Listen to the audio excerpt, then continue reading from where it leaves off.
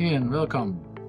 Fantastic to see you make some time during your holiday. Thank you very much, Harmen. I like the fact that this is quite informal, as a setting and how we're going to be talking to one another. I just want to talk for a minute about that this is a new podcast series, Harpinion, and we try to set aside the conventional thinking in the gambling and politics as is, and basically, get down more to the nitty-gritty detail of, let's say, what often happens and what does not get reported. So I need guests like you that are willing to speak up. So I'm extremely excited, for this conversation.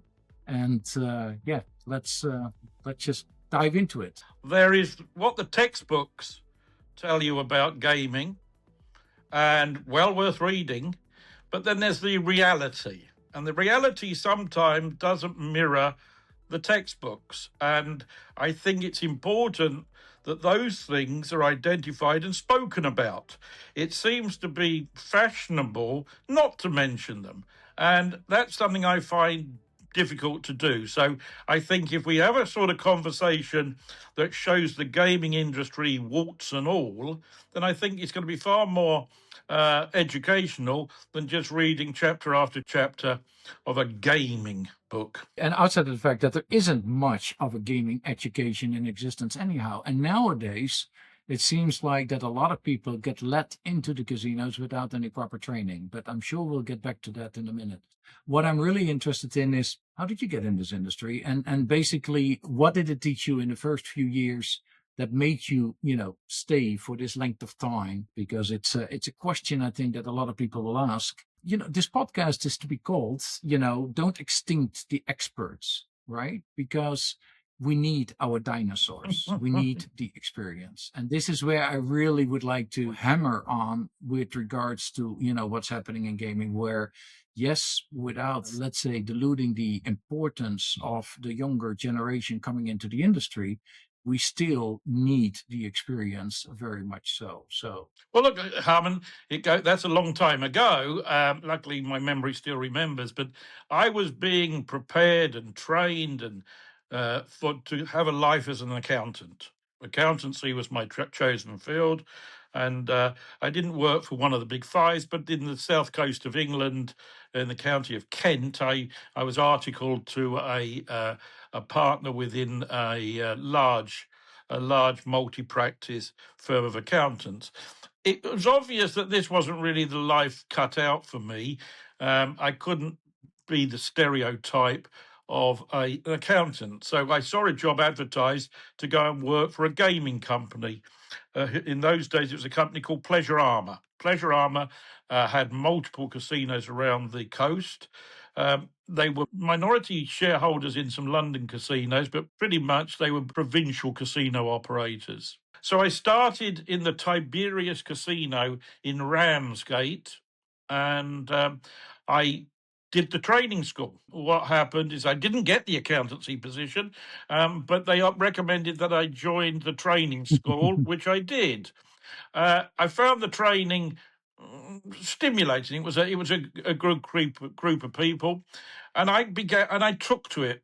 And I learned the three basic games, which in those days were Punta Banco, roulette, and blackjack. After getting my competency as a dealer, I then, remained a little longer after 18 months and became an inspector, a blue license holder. And again, the business was very interesting to me. So I then asked the management if I could cross-train in every other aspect of the casino. So they put me in reception, they put me behind the cash desk. So I learned the business from the bottom up, and pretty much in all the departments. Then what happened is I was offered a green license, but it meant I would have to leave the south coast of England and go to either Bristol, Cardiff, or Leeds. And rather than do that, I decided to go overseas and went to work for Holiday Inns, which later became Sun International in Southern Africa. And that was after 5 years of starting in the business. I ended up in Southern Africa.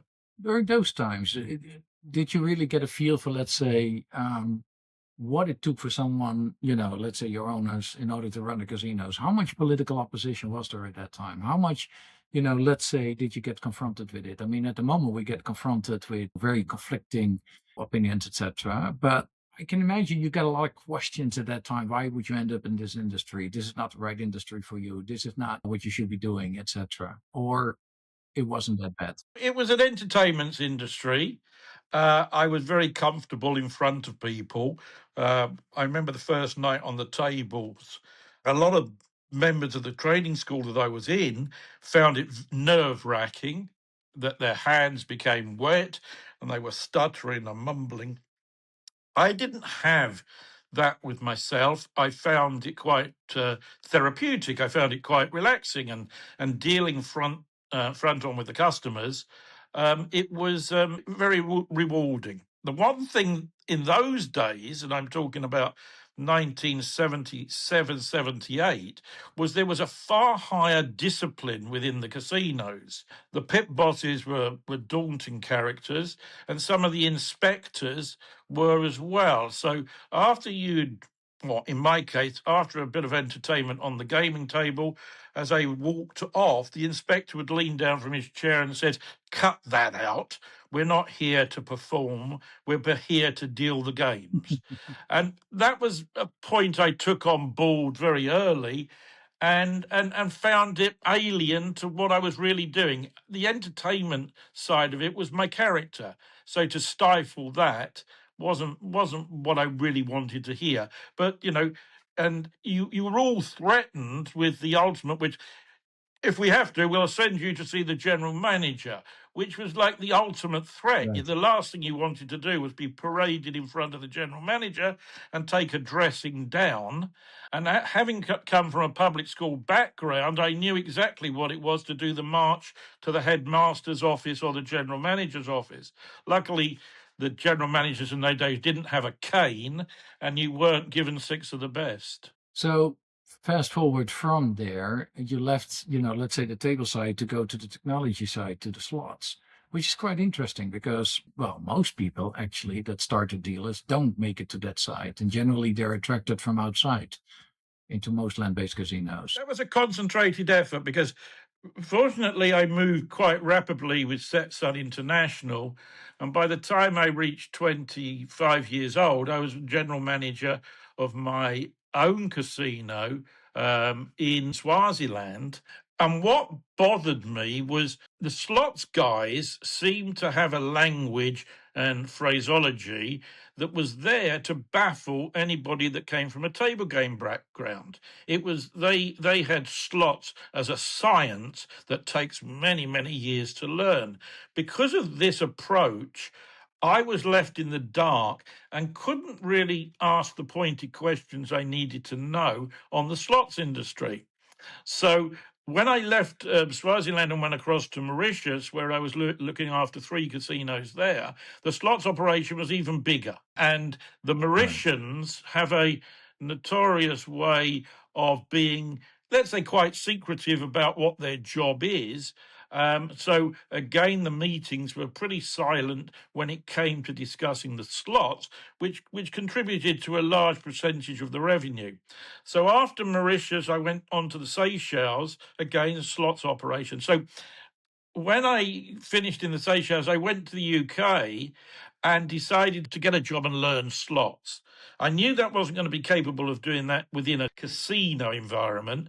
So I actually went to work for the IGT distributor in London, a company called Casino Coin, and they allowed me to go to Reno, where IGT really taught me the slot industry, not how to repair them, Right. but understand the mathematics, understand what's a good game and what's a bad game.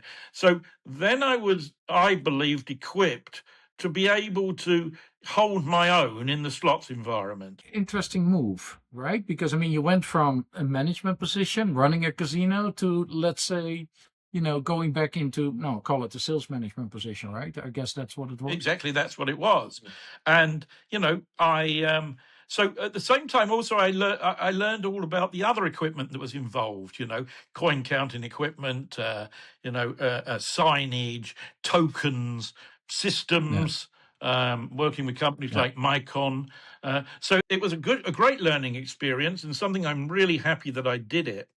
And when I came out from that, I was actually recruited by Swiss casinos to go over to Colorado and oversee the opening of a new casino in Central City, Colorado, which was predominantly slot machines with no tables in the beginning.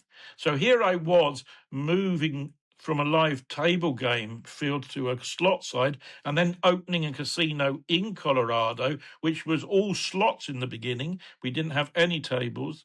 And, that put to test everything I'd learned. And luckily, it paid off.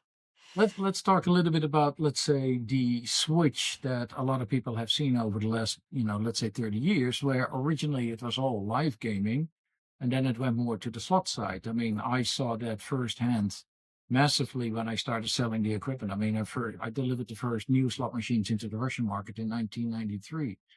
And I recall that at that time, everybody said, "Oh, slots are not going to work. Slots are not going to work," etc. And it took many years. It took a number of years before it really took off. But that's another story. But the point is, initially it was all live games. Then it went that people got used to the slots, and then the slots started to take over. The same as effectively what happened to Las Vegas, right? Which now is about what 80-20. Yep. 80% of the turnover is Yep. slot machines, 20% is tables. Where do you feel, or what is, let's say, the characteristic of the player when the player shifts? Because obviously, players that are first on live games must switch to the slots, or more people come in onto the slots. How do you explain that situation? When I got to Greece in 1996, and the casinos, and you've got to think the three of Europe's largest casinos were now going to be in Greece, from Loutraki to Montparnasse and to Thessaloniki. So the three biggest casinos in Europe were all going to be in Greece. And as we opened Thessaloniki, the tables were considered, I think 3 weeks before we opened, we crammed in another 20 tables, believing that's where the future lie, especially with the Greek market. So every inch of space was turned over to a table, not to a slot. And we opened the casino with 600 slots. And in the initial opening, it was the right move. We had tremendous table game play, and slots were producing no more than 14% of the revenue. Then what began to happen is the popularity of the slots, as it does anywhere in the world, starts to take a foothold. And it wasn't so long before the tables were beginning to disappear and the slots began to, let's say, strengthen. And one of the successes I believe that we had and still maintain it in that casino is we had such a diverse set of slot machines that we were accommodating a very broad customer base rather than what the other casinos had done in Greece, which was take TCS John Huxley tables and running a TCS, running an IGT system and running IGT machines. So if you look at the casinos in Greece, they were all pretty much the same. But when we opened Thessaloniki, we put 5 manufacturers in. We used a different system. And I think that was a lot to do with why Thessaloniki Casino remains popular and in actual fact outperforms the casino of Loutraki and the casino of Montparnasse, which are obviously, feeding off the Athens market. Yeah, I mean, coming back to that later, because Thessaloniki has a lot of interesting stories for its development leading position in the European market and in generally the initiatives and innovations it introduced. But let's talk a little bit about the Greek politics, right? I personally, led the Playboy Casino, opened the Playboy Casino in Greece.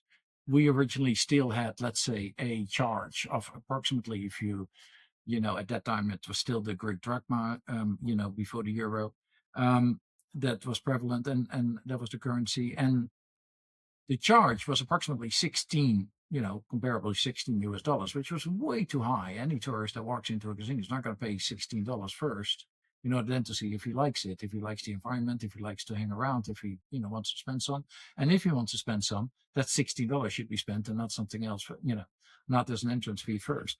So how do you feel, the Greek government looked at this and treated the casinos with regards to what it did originally in order to open them up, and then let's say the whole change to what it is today, because it's an incredible story. We did a lot of homework on what the Greek potential market was, not within Greece, but across the border in what was then the FYROM, the former Yugoslavian Republic of Macedonia.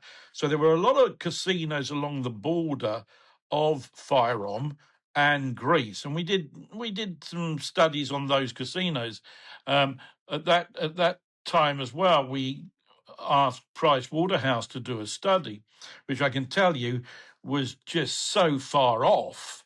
It was laughable, with understating what the Positive or negative? negative. Oh, wow. What they were projecting as revenue was a joke. It was just so, it was a real cover your ass number, where coming very low and then we can't look silly, and that's what they did.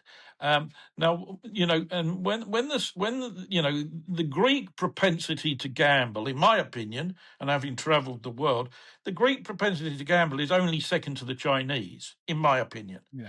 And if you go around the world, I would even say it's first, but we can argue about that, because I think, for the size of the population, the number of people playing, I think the Greeks play much more than the Chinese. And, Greece has this anomaly, which is as many of them that live in Greece, there's as many living outside of Greece. So the cities of Melbourne, Toronto, Johannesburg, where there's a big Greek population, there is always strong gambling. And because that's the Greek mentality. And I have said this to numerous Greeks: you're not the smartest gamblers, but you're the most enthusiastic. It's all played from the heart. There's not a lot of thinking that goes into it. So the Greek public are, that's where they're comfortable. But if you should ever ask them, do you visit the casino? No, I don't go to the casino. No. That's not the place where you'll find me. No, exactly. So, I don't know who goes, but they won't admit to it.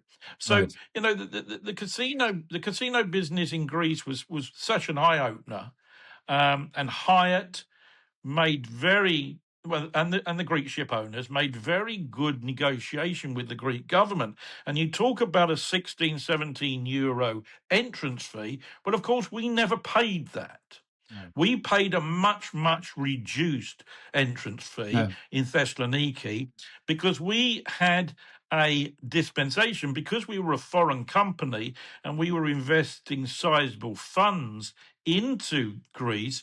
We were allowed to have a written down entrance fee ticket. So while all the other casinos were paying the high fee, we paid in Thessaloniki the same fee as a Greek government-owned casino, which was Corfu, Montparnasse, and casinos that were owned by the Greek government. Yeah. And then when we took over in 2003, we took over the Montparnasse casino. Again, we could maintain the low fee against Rhodes that was paying 17. We were paying the equivalent of 6. So this all then, was taken to court, and in the European courts, and said this was an unfair advantage. The main protagonist was Loutraki Casino, and it went through a whole court process. But in the end, it was found, though, you can run at that lower fee, and all the necessary documentation's in place for that to happen. Well, as it happens now, there is no entrance fee. That was abolished, and all the casinos run on the level playing field. I mean, it's amazing how governments often, start with one particular policy, go to another policy, right? We see it left, right, or center, especially around the European market. We see it internationally. But the biggest issue that I often have is that the government is so incredibly, let's say, badly informed, not informed, inexperienced, not knowledgeable. And yeah, they put somebody in charge. Somebody comes from the bureaucracy somewhere, somehow, starts learning the business, etc. Yes, they can learn. Of course, they can learn. But it's a little bit different when you have been running, the businesses within, when you understand the cash flow, when you understand, let's say, the challenges, versus what you see on the outside, right? Because a lot of people always think, oh, the casinos make that much money. So what, in your view, is, let's say, a lesson that you learned? And for now, I'll hammer on Greece, and then we'll go to some of the other countries that you've been active in. But what are those lessons that you say, like, oh my God, I really would have, wished that the government looked at this differently or done differently, and how could it have been done differently? I think one of the most relevant conversations I ever had was with a government official from the Ministry of Finance, who, I think it was on the opening night of Thessaloniki, said to me, without doubt, you're going to be the Ministry of Finance's best employee. And I said, how do you work that out? And he said, well, you're going to be the taxation on the black economy. He says, as these doors of this casino open, the black economy is going to come pouring through those doors. And he wasn't wrong. No, he wasn't wrong, but that's a smart comment. That's a good comment. He understood exactly what it was. We were going to tax the black economy. And banknotes in their carrier bag fulls were arriving at the casino. Some of it had been buried. Some of it had been hidden in barns or wherever it was. So it was pretty shoddy money, and it was drachma notes in those days. And there was a lot of smelly notes. There was a lot of wet, damp notes. But these were all coming in. And of course, the drachma, there wasn't a really big drachma note. So when people bought in, you had to use 2 roulette tables to lay out the notes because there were so many. And the drop boxes just weren't big enough to do the drop. The government had realised, well, we had introduced non-negs and said let them buy in at the cash desk. The government worked. Non-negs is non-negotiable. Yeah. We don't want you to do that. So yes, it had its issues when we converted to the euro. Obviously, that problem disappeared. But yes, we were a taxation on the black economy. And I How remember much was when the taxation? How much was the taxation? In those days, 30. Well, there was central tax of 30%, and then provincial tax of 2%. So we were running a tax of 32%. Yeah, so 32%, just for the listeners, is from the top, okay, from turnover. Because most people don't understand, right? They don't understand how heavily casinos are actually taxed. So it's top and bottom. There's a GGR tax that comes off the top before any expenses or taxation or anything. And then at the bottom, you've got the normal standard corporation tax that is going to hit you on the bottom line. But, luckily, the margins were very strong. Luckily, the payroll as a percentage against GGR was quite low. And also, which is a big issue, is we had no credit, so there was never a bad debt. And the second thing, you didn't have to market the casinos. Yeah. The people just poured in. So all your big expense lines were quite small. And you could exceed a margin of over 40% quite easily. Yeah, 40%, that's still an incredibly healthy margin. I think today you don't make that anymore. No. You see, again, roulette was 62 to 63% of total revenue. Well, as we all know, you can't get better at roulette. You just get your brains beaten out. Maybe you can make it last a little bit longer, but you're not ever going to improve at roulette.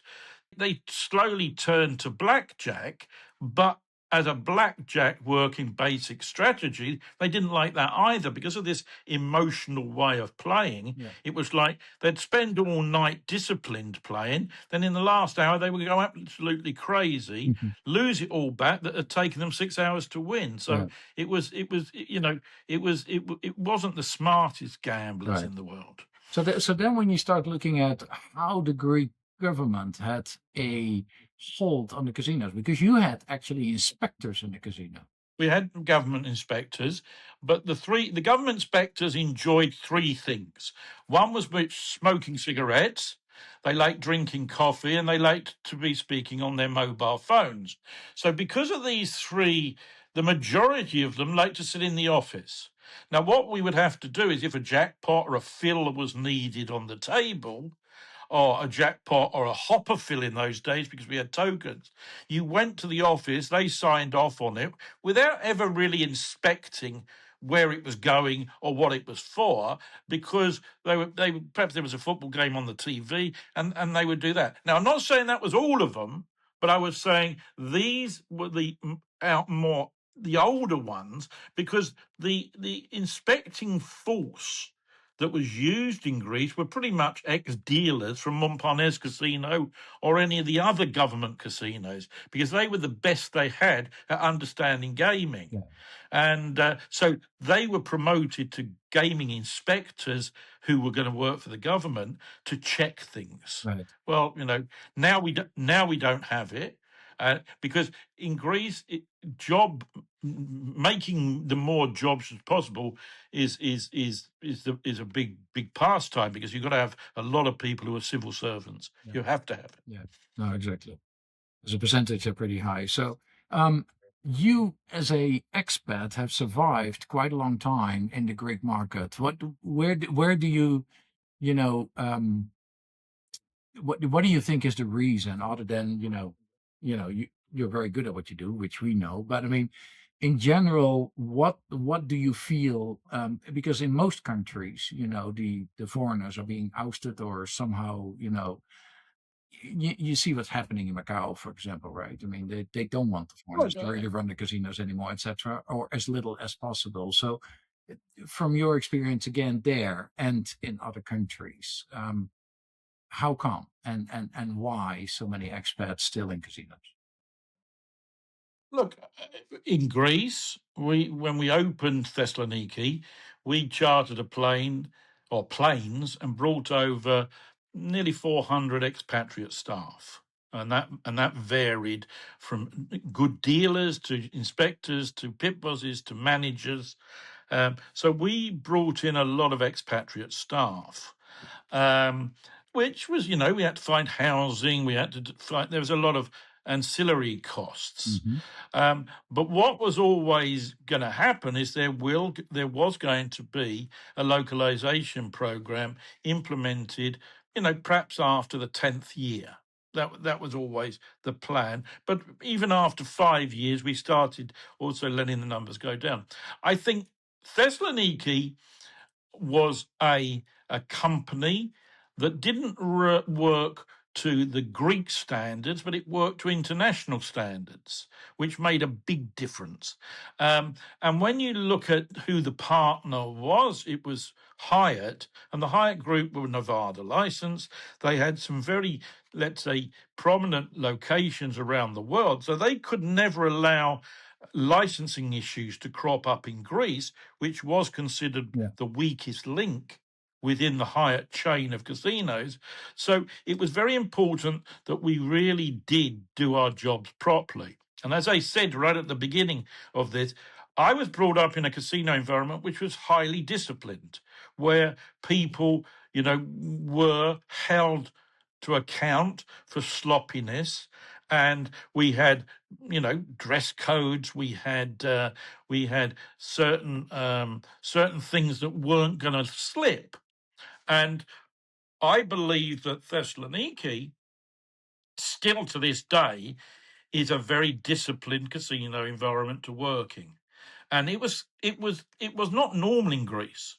Greece, let's have a meeting at 10:30. You're lucky if they're there by 11:15. Yeah. Let's turn our phones off because we need some privacy in this meeting. Well, during the meeting, you'd have 7 phones ring. It was like the habits were hard to break, but we did the best we can, and we managed to achieve a lot. Nowadays, let's say in Montparnasse, we have one expatriate, and with myself finishing with Regency and now purely acting as an advisor to the board and to the shareholders, there is not an expatriate working within Thessaloniki Casino. Right. So the localization program did happen, Yeah. and it worked very well. But what we also noticed is there was such a high retention of people. People took a job Right. and didn't move on. We Right. didn't turn over staff. We didn't turn over managers. So it was, and then of course you had the opening of Cyprus that took some of our managers and some of our mid-level managers. But people stayed. But one thing I want to quickly say before I forget is when the finance Ministry of Finance spoke to me, they said to me, and we'll add to this black economy taxation with the tourists. And I said, you won't get tourists. Exactly. So he said, why?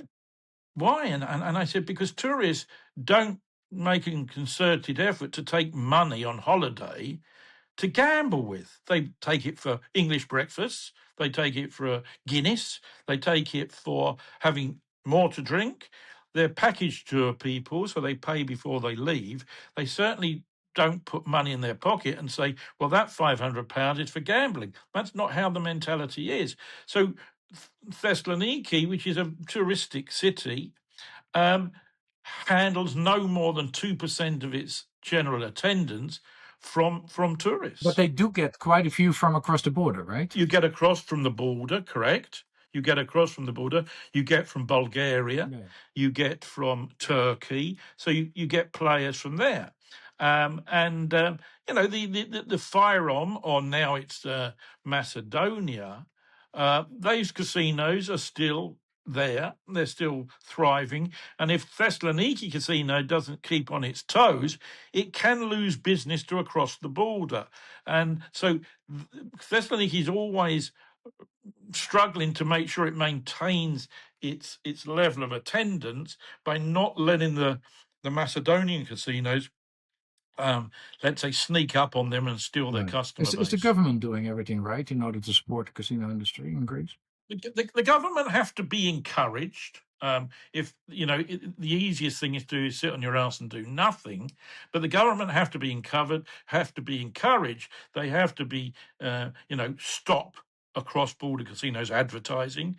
You've got to stop them being all over the radio stations. You have to stop them having, let's say, fast track across the border and fast track coming back. You have to make sure that the necessary currency controls are being adhered to, that crossing the border, no one's travelling with too much money, and coming back the other way, people aren't travelling with too much cash. And what about the online side? I mean, the online side must have put a big dent into, let's say the operations. And if not, or if, why hasn't the land-based taken more advantage of the online? Because it's all in the hands of, spin-offs of Lopap and others. If you were to do a survey within Montparnasse or Thessaloniki, you would find that there is no more than 35 to 38% that are dualist. In other words, they play online and they play in the casino. You think it's that low? It's that low. Okay. It's that low. We've run the exercise, right, and it's that low. The table game players are very dedicated to the table games. And are they playing live casinos online? No. The slots, there's many duelists there that play online slots. They play VLT slots in the streets with OPAP, but because the VLTs in the streets have this very low bet, let's say the players shy away from it, and the pay tables on the VLTs are so watered down. It's not really an exciting experience. But the government, if you could have your wish, you'd say to the government, get off your ass and close down the illegal, because the illegal business in Greece is the same size as the legal business. It's still so prominent. Is it still today? Still today. Wow. It goes down and it comes back up. And people say, well, why? Well, it's because the tentacles of illegal gaming run very deep in Greece. Yeah. And there's, Greece has a government, but it also has the big families. The big families control a lot. And so, there's a lot of, how can I say, there's a lot of things a blind eye is turned to because of who is behind it. If you were to investigate all the way back to the source, you would come up against quite a prominent figure. Okay, interesting. Now, if we talk about, for example, the future of Greece, and now I'm going to take Cyprus into the picture. Cyprus has opened its first, well, basically Europe's first integrated resort, quite a sizable property. What's good and what's bad about it, and how does it affect Greece? It doesn't affect Greece in a negative way. The negativity came at the beginning when it took some of our staff, but we Right. survived.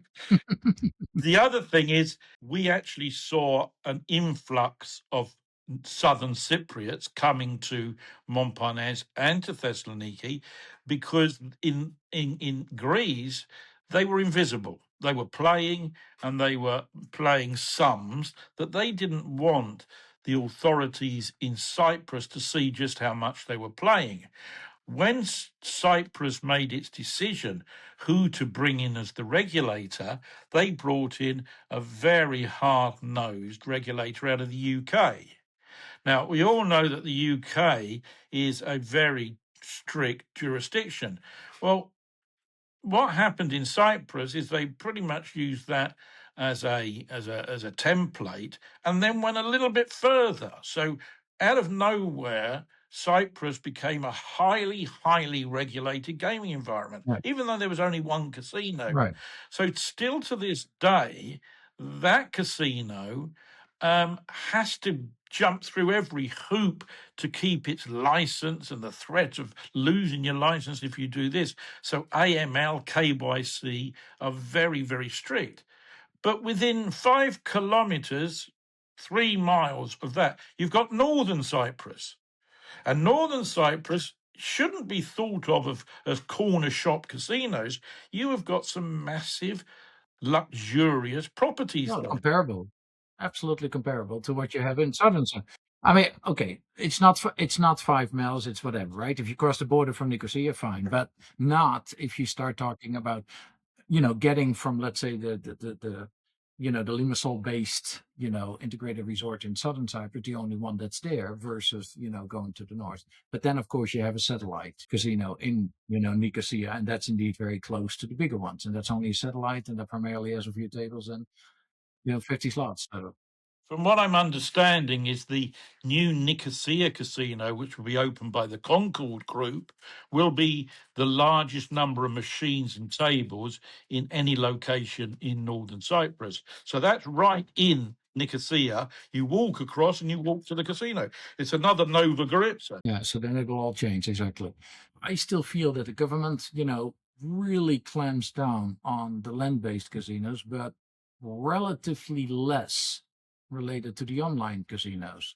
How do you feel can the government, improve that? Because I mean, it is a big issue, right? I mean, you're also in Albania right now, for example, and in Albania you also see a number of these side effects between, the online and the offline. But the offline is there, I believe, more powerful. You see, in Greece, um, online has taken hold, and it has taken hold very quickly, and it is now very relevant. What the government realise is that, okay, they gave them a higher taxation, but still it didn't stem the growth of what was happening online. What the government won't do is adjust the regulations to run online. What they do is they give little bones to the land-based industry and said, look, we can't stop what's happening online, and it's going to continue to grow, because the argument was always, well, if you carry on like this, you'll have no land-based industry, and if you have no land-based industry, then all the employment and unemployment and what have you all disappears. Yeah. You see, and when you look at Greece, the casino of Loutraki is barely staying open. The casino of Montparnasse and the casino of Thessaloniki are positive in every aspect. Rhodes is positive now in every aspect. But the other casinos aren't worth mentioning because, Rio Casino is closed. Corfu Casino Yeah. is barely keeping its doors open. Yeah. So Greece, with all these people and with all these big gamblers, well, 4 casinos are keeping their head above the water, Right. and one of those casinos is going under the water because it just costs too much money to operate it. But is Greece setting the example for casinos across Europe, the world? Is that the way land-based is going to go? I mean, I still feel that, for example, when I look at integrated resorts, they definitely have a chance to survive, right? Because it's a complete entertainment concept, right? You have a lot more than just a gambling floor. I think integrated resorts in Europe, because the European mentality isn't we pack the car, we put the kids in there, and we drive to an integrated resort. Every casino in Europe pretty much is a locals casino. People seldom travel in Europe to look for gambling. Now, in the United States, it happens. In South Africa, it happens. In Australia, it happens. But Europe is very insular that way. The French gamble in French casinos. Yeah. The Germans gamble in German. They don't pack their bags and go on a integrated casino resort holiday. It's not part of their mentality. And Hard Rock are about to open a very expensive integrated resort in Athens. But when you look at that, what really means if that's going to work or not is how much of the local play they're going to get. Because at exactly the same time as that opens, the casino of Regency in Mauritius will open, and that will be a casino that's going to pitch purely at the local market, no dependency on the high end. So that casino, and it's coming to market at a much, much lower investment price, has a very good chance of returning on investment because its spend to open it is low. Cyprus, Malco Resort there would have done much, much better if it didn't spend so much to open it. Yeah. And, with the regulations there and, what it cost to open it, the equation wasn't good. It just put too much pressure on the building. And then they had to raise money. They had to borrow money at very high interest rates. And the next thing, the property goes under pressure because the very large sum to open and then the very tight restrictions to operate, when across the border there aren't those restrictions. Exactly. So, we all remember Sheldon Adelson floating the idea of an integrated resort in Spain. That never happened. Exactly. We all heard about one that was going to happen in Hungary. That didn't happen. So there's been a lot of talk about integrated resorts in Europe. But really, the one that's going to be the most successful, I believe, will be Regency because it's pitching at the local market. It doesn't have to start moving high-end players and bringing them in. The Regency investment is going to be 300 million. The Hard Rock investment is going to be 1.6 billion. Yeah. That's a hell of a lot of play. Yeah, exactly. That's a lot of different money that needs to be returned. If you were investing that sum of money, you would say, well, what is my revenue from rooms? What is my revenue from food and beverage? What is my revenue from theatre? Now, Greece doesn't have that model. The customer in Greece still wants cheap food. He wants free drinks. He wants discounted rooms. So you haven't got a strong a good revenue stream apart from what you see on the gaming floor. You always wonder who was advising Hard Rock, to make that investment and to think that it will be the greatest project. So that's what I'm saying. You can't be extinct yet. We need you in order to make sure that we can continue. Let's say making those improvements, because I still think that there is a plateau in which from offline.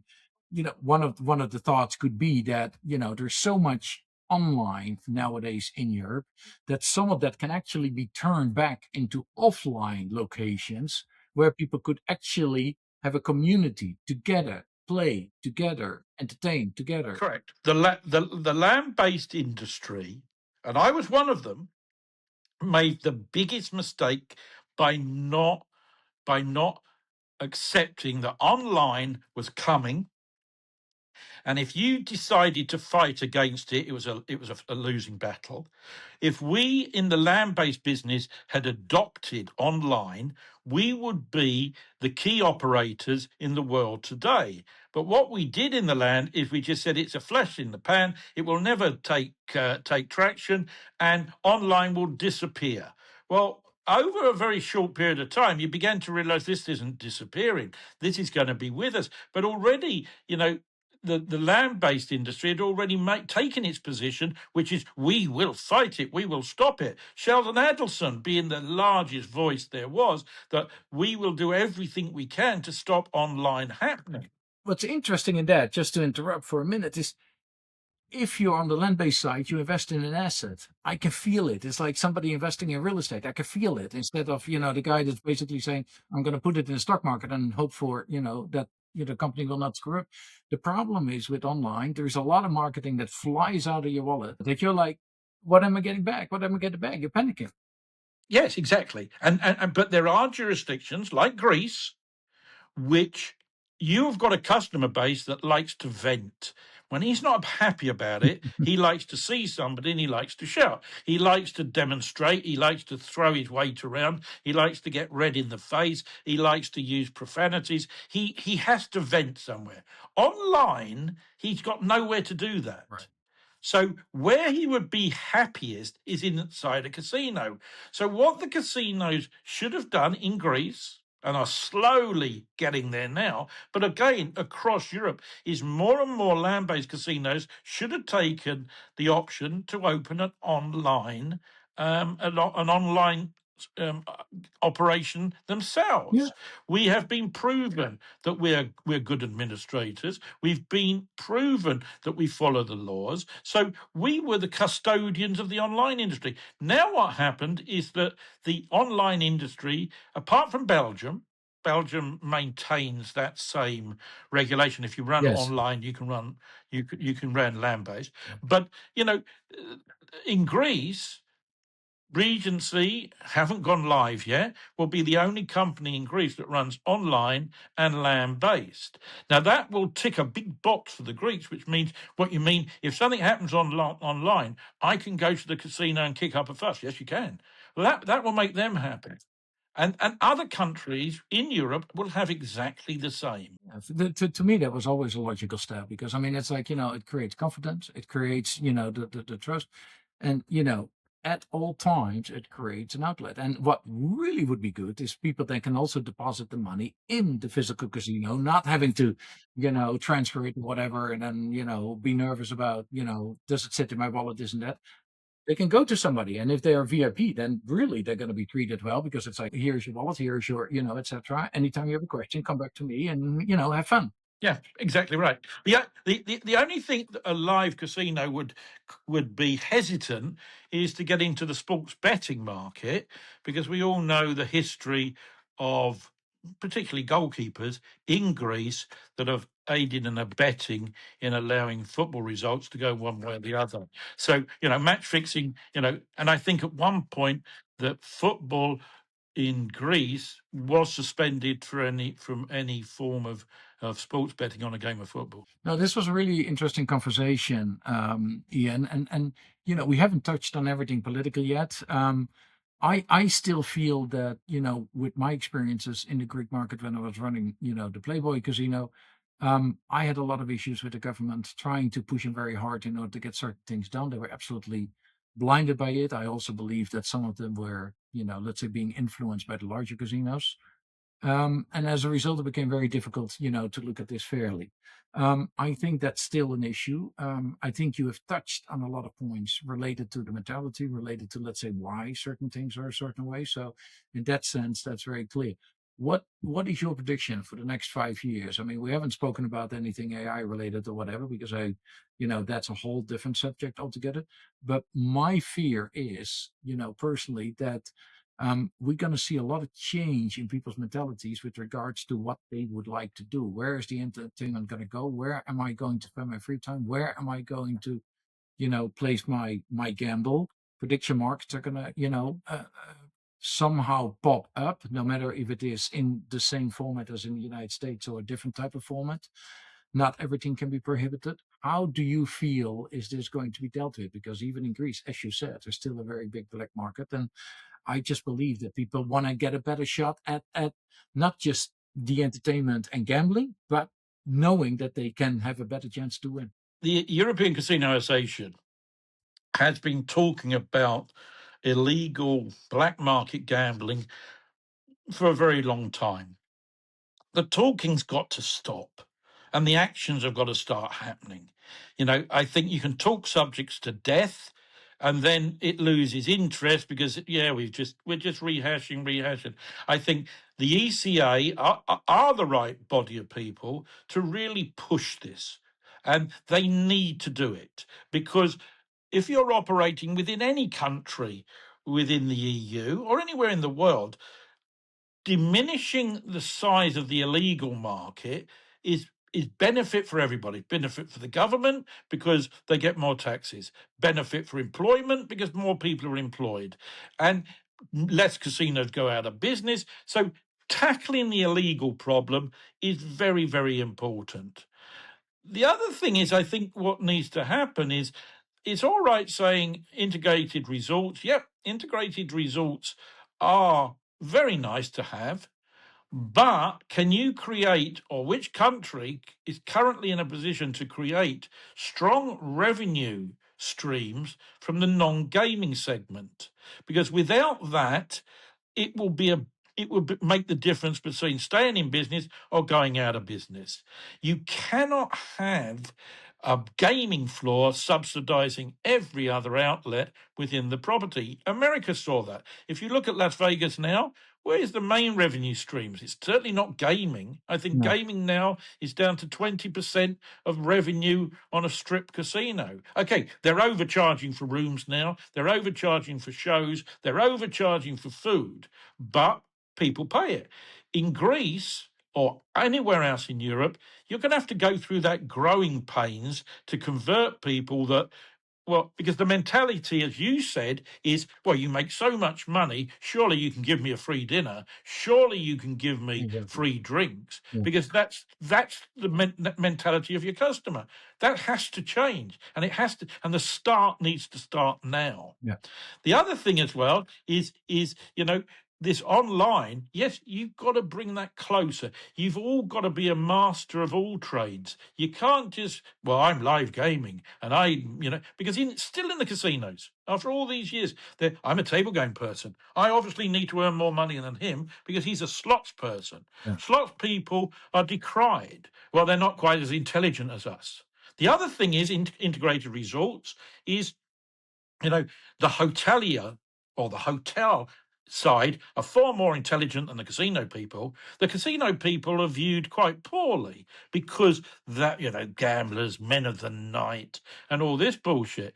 But, the hotel, if you ever look at a Sun International resort, it was never, ever a casino guy that was numero uno. It was always the hotel guys because they were considered to be the brains of the organization. So, there are some myths that need shattering, and there needs to be, you touched on it earlier, AI. Everybody, yes, I'm in AI. They're not.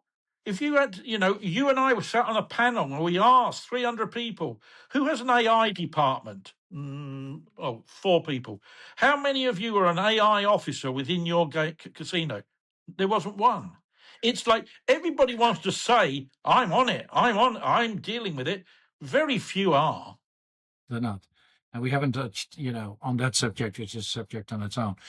Ian, I really like to thank you for this conversation. I think it was quite interesting. I would like to invite you back in the future, talking specifically about more of the international experience around. I mentioned Albania, in which you're active. I mentioned, well, I didn't mention, but you have been active in the Far East. And it's very interesting to really get an understanding of, let's say, the differences, because we've very much focused on the area where you're very active, today and have been. Now you're spreading your wings as going independent. So it's going to be quite interesting to see you, more around, etc. I think your knowledge is extremely well positioned and required in order to, get other projects off the ground. I think what we need to do together as an industry is to basically bring the brains together and basically say, where is our future? Because I think that we're all struggling with that question. Yeah. Thank you very much again. Thank you very much for allowing me to discuss some issues with you. I wish we could have touched on some of the more controversial things, but that's for another time. Give me one to end with. Look, we're all sitting here watching the United States because we think the United States is worth watching, only because the whole environment with the United States has changed and it continues to change. I'm sitting here in Crete, not very far away from the Suda base, which is an American aircraft base, but it's also the ships as well. So sitting here is a aircraft carrier. There are more jets in the air. There are more frigates floating around, and it sounds like they're preparing for war. And that's how it looks to me. The town is absolutely awash with servicemen, all dressed down so they don't look like military, but it's very hard to hide an American haircut that comes from the services. So it's strange. And when we think in the very near future, the president of the United States could become a major influence on the new casino that will be opening in New York. Now, we've seen Donald Trump have a gaming empire, and maybe in the not too distant future, Donald Trump will have another gaming empire based on his golf course out of New York. And that takes a lot of thinking. Yeah. I don't know if it will happen like that, but also I was in Albania, and the Gerard Kushner is viewing a major casino resort on the coast. And also, I was told by a very reliable source that the casino resort in Gaza is not all is not fake news. So it'll be very very interesting news if the president or ex-president of the United States gets back into the gaming business. Exactly. Well, that definitely is worth another subject. So love to talk about that and look forward to the next one. Thank you very much, Ian, and enjoy your holiday. Thank you very much. It's been a pleasure. It's been a pleasure. Harpinion brings candid conversations with leaders and experts shaping gaming's political and regulatory future. Follow or visit harpinion.com for more episodes and updates.